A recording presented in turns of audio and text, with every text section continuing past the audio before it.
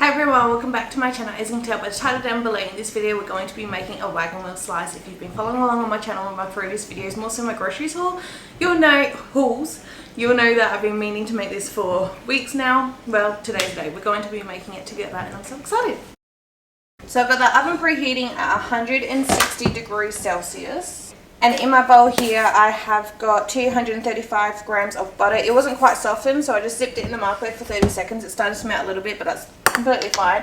I've just added 1/3 of a cup of sugar. Also, don't mind the background mess here. I just pulled things out because I'm having a big baking day today. And using the electric beaters, I'm just going to beat this up until it's nice and pale and fluffy. Alright, so I think this is as good as it's going to get. It's probably still not completely soft. I can zap it in the microwave again, but I just can't be bothered, to be honest, because I am in a bit of a time crunch. So this will do. So 1/3 of a cup of self-raising flour. And we want 1.5 cups of plain flour. And I'm just going to beat this into the butter, just pressing down. It's going to form like a kind of breadcrumby kind of texture, but you just want to keep on doing this. And if it gets too tough, you can definitely start with your hands as well. But I'm just going to try and get this butter mixed in the flour as much as I can without using my hands. Alright, so I'm just going to go into my hands. We want it to be kind of like a dough.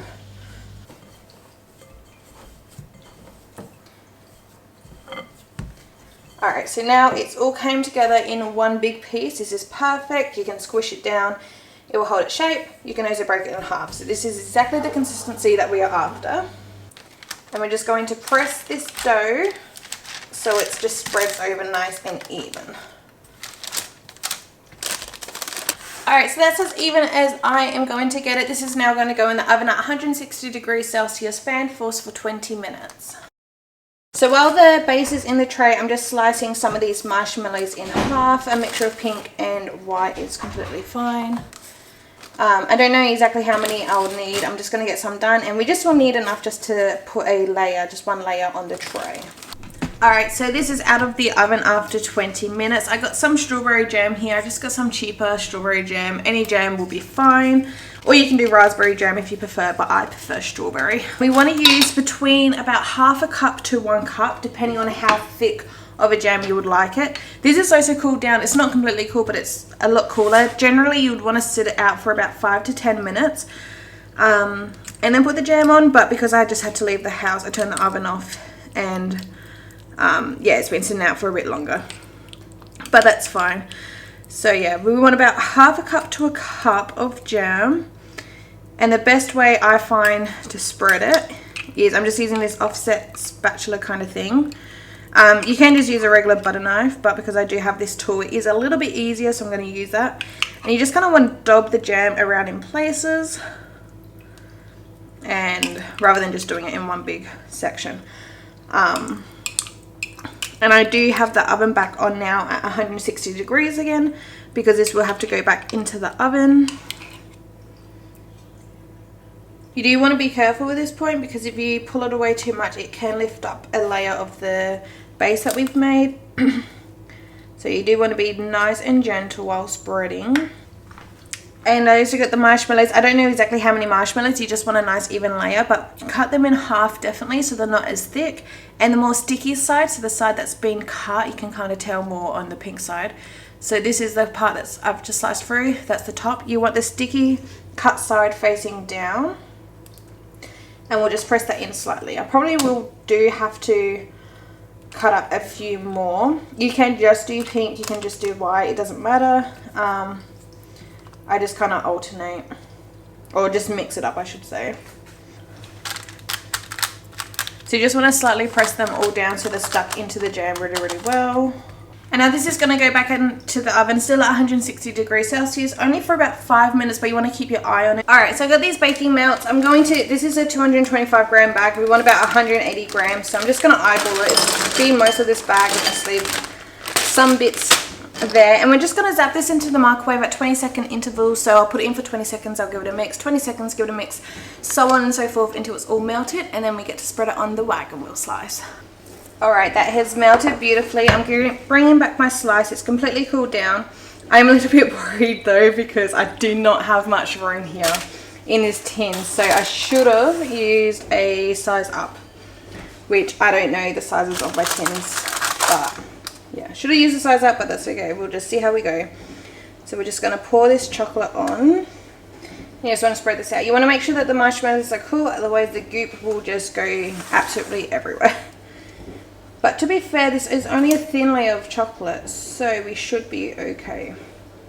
And it's alright if I don't get them right to the edges, because we're going to chop off the edges because they tend to be a bit more tougher. And now we're just going to let this cool and completely set in the tin. I might even put this in the fridge actually. I'll set it in the fridge. So it'll go in the fridge, and I'm going to wait at least 4 hours until we bring it back out and slice into it. Alright, so it's now the next morning. So I'm just going to take my butter knife and just gently go around these sides, and then this should just pop out.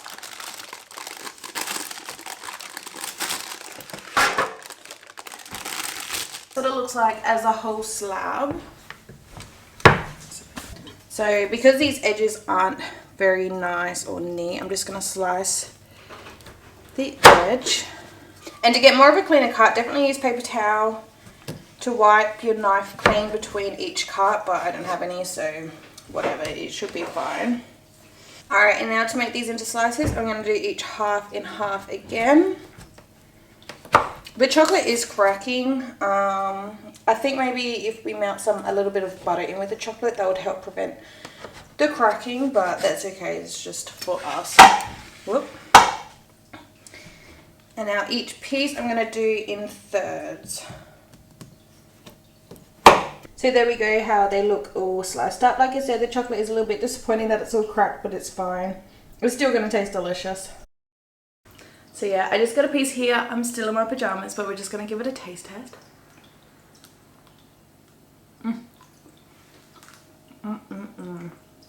I did go a bit heavy with the jam, but yum. It's like the perfect size. The half of a glass of milk, I reckon.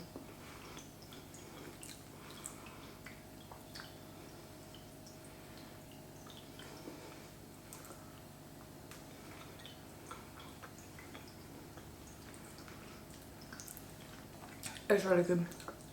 So that's all for today's video. Thank you so much for watching. Please give it a thumbs up if you enjoy. Subscribe down below so you don't miss out on my future videos. My fingers are sticky, I have to go wash them. But yeah, I'll see you guys next time. Bye.